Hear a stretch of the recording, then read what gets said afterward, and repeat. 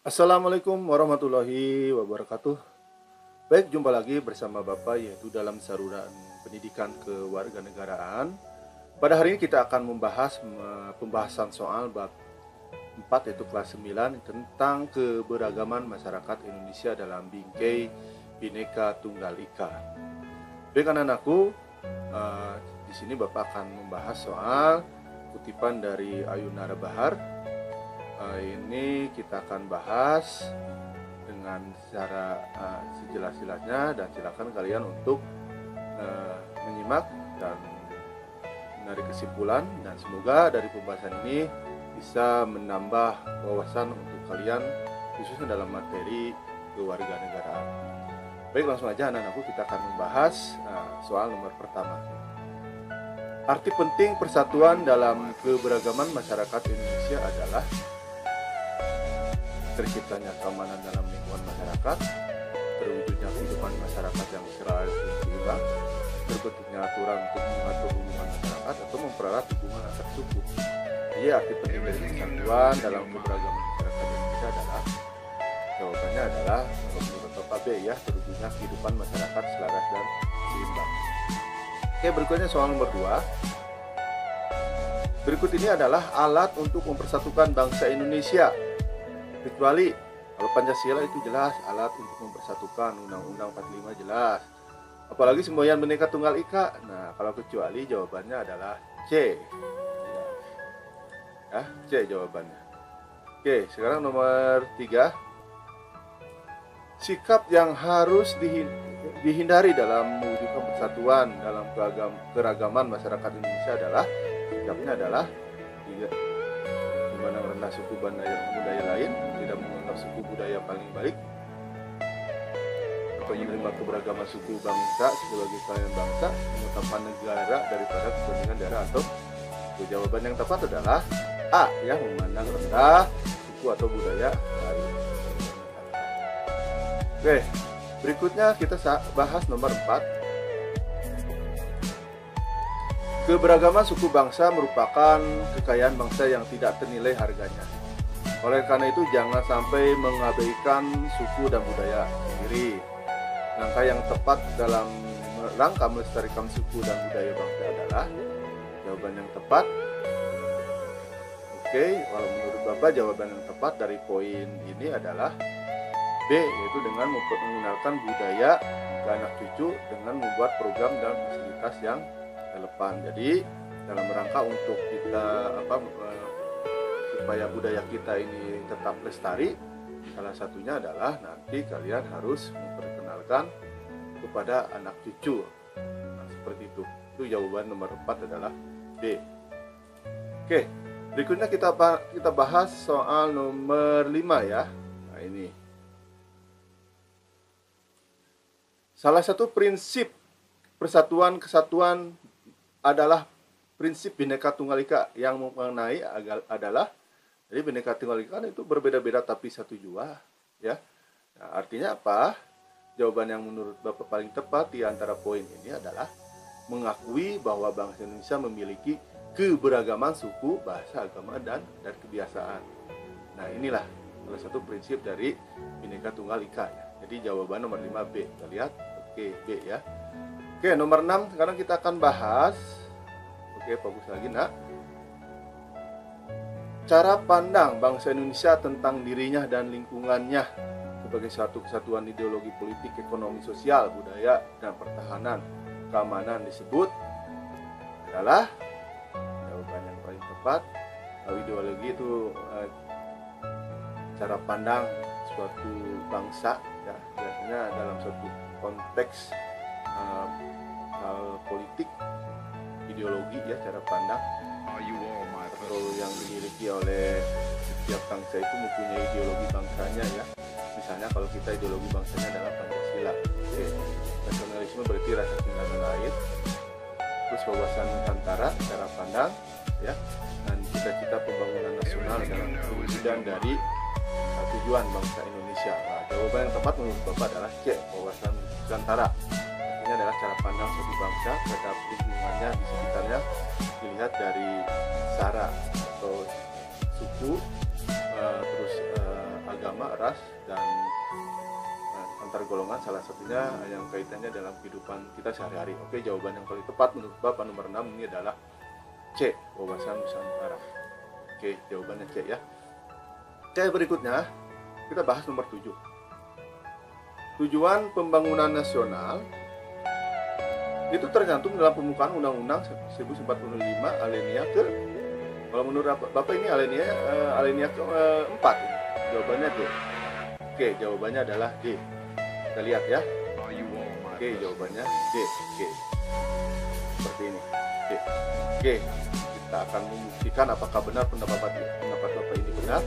Kita lihat tujuan ya, kita close dulu.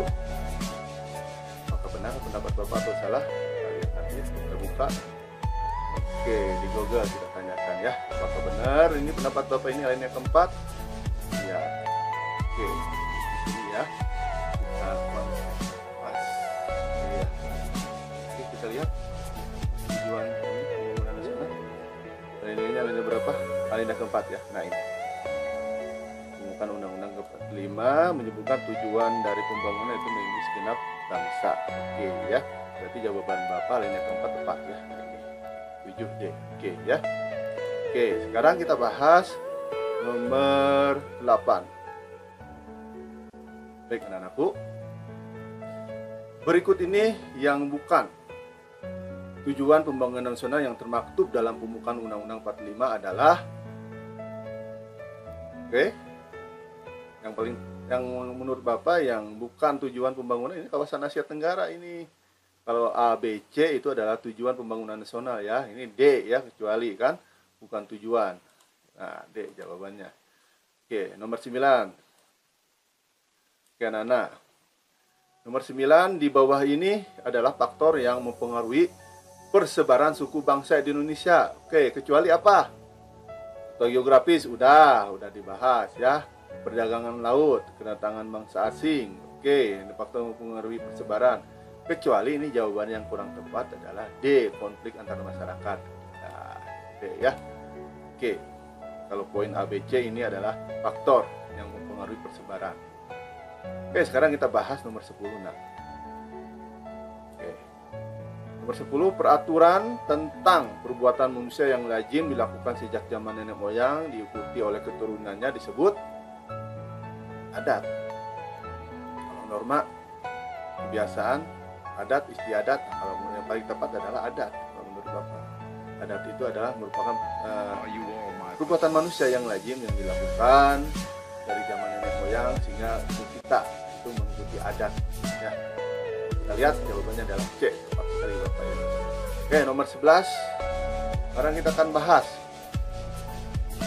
sistem kekerabatan yang menarik garis keturunan dari kedua belah pihak, dari kedudukan laki dan perempuan. Nah, ini disebut apa? Oke, nomor 11. Kalau menurut Bapak, kalau patrilineal itu dominasi laki-laki, kalau matrilineal itu dominasinya perempuan biasanya ya. Oke, yang jawabannya menurut Bapak C ini, parental ya, antara kedua belah pihak, baik laki-laki maupun perempuan. Kita lihat C. Kalau bilateral itu hubungan ya, hubungan antara satu dengan yang lainnya itu biasanya. Ya, oke, sekarang kita akan bahas nomor 12. Nah, ini yang menarik. Sistem kekerabatan matrilineal. Nah, dijumpai di daerah. Ini matrilineal berarti biasanya pihak perempuan kalau matrilineal ya. Oke, ini biasanya di Minangkabau ini ya, nomor 12. Nomor 12 ini. Oke, kita akan buktikan Minangkabau. Oke, tepat sekali jawabannya adalah B, yaitu Minangkabau, yaitu menggunakan sistem kekerabatannya adalah matrilineal. Jadi dari pihak wanita atau perempuan. Nomor 13. Bila suatu anggota masyarakat yang menikah, yang menyelenggarakan pesta pernikahan dan menanggung seluruh biaya laki-laki, biaya adalah pihak laki-laki. Nah, kalau tadi biayanya perempuan kan ya, yang Minangkabau. Sekarang yang menanggung seluruh pernikahannya itu dari laki-laki. Sedangkan pihak perempuan tidak dibebankan untuk menanggung biaya perkawinan kecuali kesepakatan dua belah pihak. Contoh tersebut dalam sistem kekerabatannya apa? Oke, nomor 13 ya. Oke. Matrilineal berarti tadi ya antara pihak perempuan. Kalau parental itu campuran antara laki dan perempuan. Nah, ini kalau menurut Bapak nomor 13 itu cenderungnya adalah A. Oke, jawabannya A. Ini berarti pihak laki-laki ya nak ya. Nah, ini yang menanggung semua beban untuk biaya pernikahannya. Nah, itu nanti. Ini kalian harus mengetahui ya. Siapa tahu kalian mendapatkan disunting oleh gadis Minang itu matrilineal itu sistemnya ya. Kalau yang laki-laki itu patrilineal itu biasanya di Jawa Barat ada itu di daerah Kerawang itu ya, atau di daerah Kerawang, daerah-daerah pantai utara seperti itu. Oke, berikutnya kita bahas nomor 14. Nomor 14 di bawah ini adalah dampak positif yang ditimbulkan dari keberagaman masyarakat Indonesia, kecuali. Nah, kalau ini terciptanya integritas sosial itu bagus ya, nilainya positif. Sebagai sarana menunjukkan pergaulan antar suku, agama, budaya, dan golongan, bagus. Memperkaya sanak budaya, betul. Nah, yang jawaban menurut yang tidak tepat kalau menurut Bapak adalah D, sikap primordialisme dalam masyarakat. Oke, sikap primordialisme dalam masyarakat. Kalian ingin tahu apa itu sikap primordialisme? Oke, kita buktikan, kita akan tanyakan ke ahlinya ya, supaya kita sepakat. Oke, lihat di sini. Back dulu. Nah, sekarang kita klik di sini. Apa arti sikap primordialisme? Kita cari. Oke.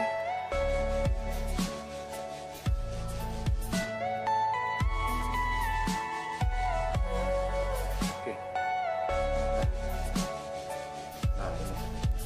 Sikap kedaerahan. Nah, primordialisme adalah sikap kedaerahan yang berlebihan, yang selalu menganggap kebudayaan daerah lain lebih baik daripada kebudayaan daerah lain. Nah, adalah sikap yang seperti ini dapat menyebabkan masyarakat suatu daerah merendahkan dan tidak menghormati kebudayaan lain. Jadi contohnya kita merasa budaya kita lebih baik dibandingkan dengan budaya yang lain. Itu adalah sikap primordial. Itu jangan sampai terjadi ya di dalam kehidupan kita bersosial, sikap primordial ini ya. Oke. Nah, nampaknya kalian sudah tahu ya apa arti dari primordialisme.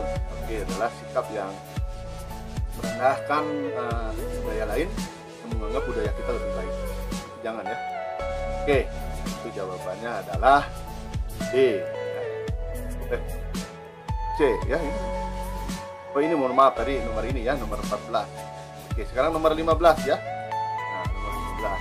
Maaf, tadi itu nomor 14 yang kita bahas. Sekarang nomor 15. Nah, ini paham yang berpegang teguh secara berlebihan, wah ini fanatis terhadap keyakinan sendiri sehingga menganggap salah terhadap keyakinan lain disebut. Ini lebih ekstrim lagi dari primordialisme. Ini mah lebih fanatik. Nah, atau ini ya nomor 15 ini fanatik. Oke, fanatisme. Oke. Kalau etnosentris itu berarti adalah kebudayaan. Jadi kebudayaan yang merasa paling lebih baik, budaya etno ya, etnik atau kebiasaan yang lebih baik seperti itu. Etnisme itu mempunyai rasa nasionalis yang berlebihan. Nah, ini jawabannya nomor 15 adalah C. Oke, nomor 16 ini ada soal. Nah, seperti ini. Munculnya etnosentrisme harus dihindari sebagai dampak dari keberagaman masyarakat Indonesia. Paham etnosentrisme adalah, oke, sekarang kita bahas apa itu etnosentrisme, ya itu nomor 16 ya. Nah, nomor 16, nah ini kita lihat. Kalau Bapak cenderung ini adalah etnosentrisme adalah pandangan yang menganggap suku, bangsa atau kelompok sendiri lebih unggul dibandingkan suku yang lainnya ya. Nah, ini hampir jadi etnosentrisme, menganggap suku bangsa ya, suku bangsa atau kelompok sendiri nah lebih unggul dengan budaya yang lain, dengan suku lainnya. Itu etno ya, etnik. Etno itu etnik kan, suku. Oke, jawabannya adalah D, tepat sekali ya, D. Oke, sekarang nomor 17. Konflik G30 SPKI yang pernah terjadi di Indonesia beberapa tahun yang lalu merupakan contoh bentuk konflik. Nomor 17 ya adalah menurut Bapak adalah ideologi. Oke ya, ideologi. Jadi ideologi ya, cara pandang atau pemahaman yang diyakini dalam seperti ideologi Pancasila, ada ideologi komunisme, itu G30 SPKI ya. Seperti itu. Oke, nomor 18. Contoh bentuk konflik politik yang sering terjadi di masyarakat. Nah, konflik politik ya, nomor 18 adalah kalau konflik politik biasanya berkaitan dengan kebijakan pemerintah. Nah, ini ya. Oke. Nah, kalau ini kan kalau G30 SPKI kan ideologi. Nah, konflik antar suku. Nah, ini akibat perbedaan ras. Nah, ini jawabannya adalah D ya. Oke. 19. Pertentangan antar kelompok yang memiliki keyakinan yang berbeda di golongan dalam jenis konflik. Nah, kelompok yang berbeda di golongan nomor 19 ya adalah keyakinan. Nah, keyakinan itu berarti kaitannya dengan agama ya. Oke, kita lihat. Oke, ya, oke, keyakinan ya. Oke, nomor 20. Konflik dalam masyarakat tidak serta terjadi secara tiba-tiba, namun melalui proses yang ditandai oleh beberapa gejala dalam masyarakat. Salah satu gejala yang menunjukkan adanya konflik sosial di dalam masyarakat adalah nomor 20 adalah ya. Oke. Nah, biasanya nomor 20 kalau menurut Bapak adalah adanya proses persaingan yang tidak sehat.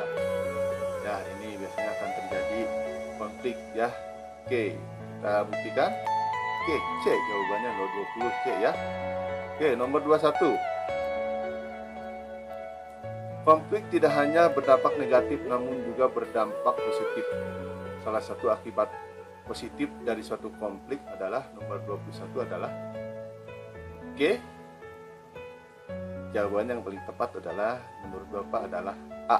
Bertambah kuatnya rasa solidaritas kelompok. Itu dari konflik ya, misalkan konflik dampak negatifnya tapi bisa berdampak positif karena misalkan dalam suatu kelompok itu ada yang terjadi konflik anggotanya, kemudian akan seluruh kelompok itu akan merasakan yang dirasakan anggotanya. Nah, inilah salah satu dampak positifnya, jadi bertambah kuat rasa solidaritas kelompoknya. Oke, kita lihat oke, tepat ya. Nomor 22. Berikut ini adalah akibat negatif yang ditimbulkan oleh terjadinya konflik. Kecuali. Nah, kecuali ya nomor 22. Oke, kecuali. Nah, ini jawabannya C. Kalau A, B, C, D itu adalah akibat negatif. Ini, nah kecualinya C. Kita lihat. Oke, nomor 22 C ya. Nomor 23. 23 cara preventif untuk mencegah terjadi konflik adalah ya, ini jawabannya kalau menurut Bapak adalah kalau preventif berarti mengembangkan sikap toleransi.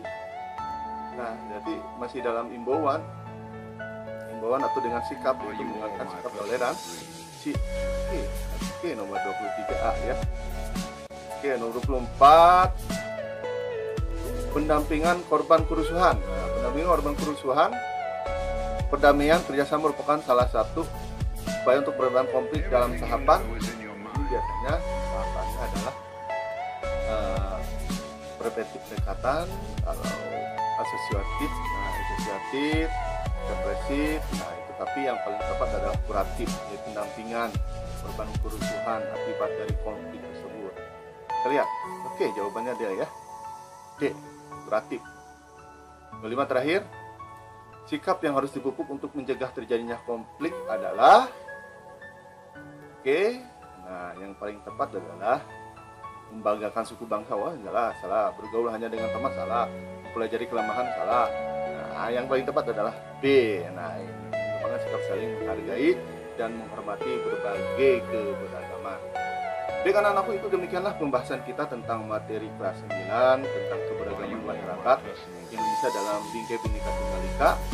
Nah, apa-apa yang telah Bapak bahas ini nanti kita akan persiapkan dalam soal-soal yang akan nanti keluar dalam baik soal ujian harian maupun soal ujian tengah semester. semester atau akhir semester.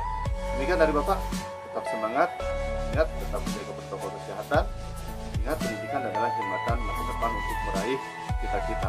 Wassalamualaikum warahmatullahi wabarakatuh.